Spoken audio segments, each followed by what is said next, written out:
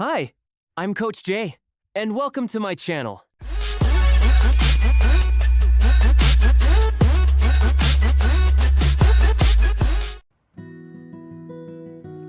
Alam mo yung mga taong dinadala mo hanggang dulo ng taon, kahit toxic na. I think it's time to drop the baggage.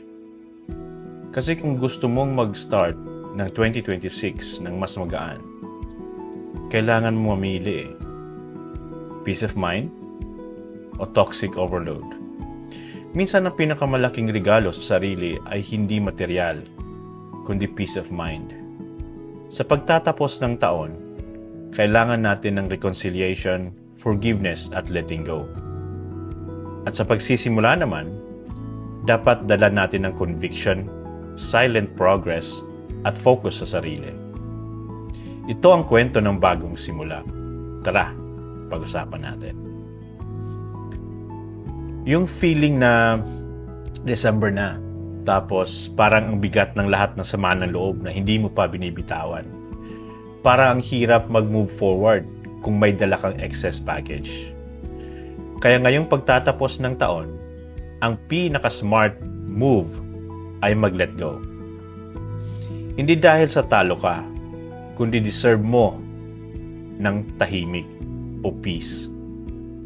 Forgiveness doesn't mean nakalimutan mo yung mga ginawa nila or yung mga kasalanan nila o ano man yung ginawa sa'yo.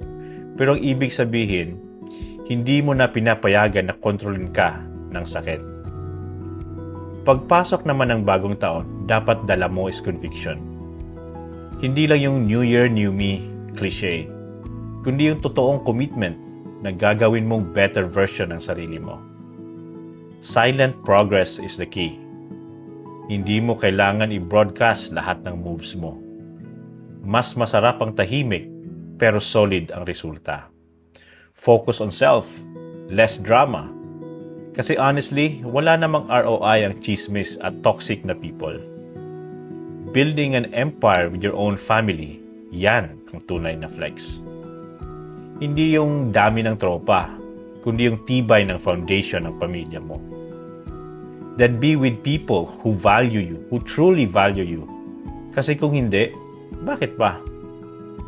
Keep distance, pero stay in touch. Kasi hindi naman lahat kailangan i-cut off. Pero hindi rin lahat dapat nasa inner circle.